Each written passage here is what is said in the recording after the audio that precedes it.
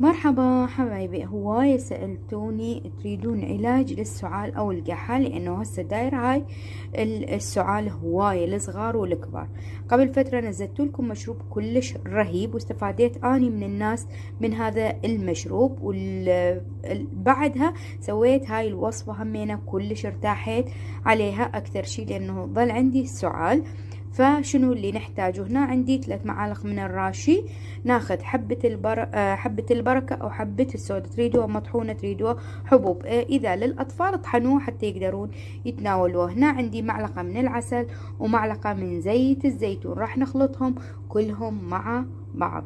خلينا كل المواد مع بعض، والعسل أي نوع متوفر عندكم من العسل نخلطه بهذا الشكل، وناخذ معلقة الصبح، معلقة الظهر، معلقة بالليل، 3 مرات باليوم، وإن شاء الله راح تتخلصون من السعال.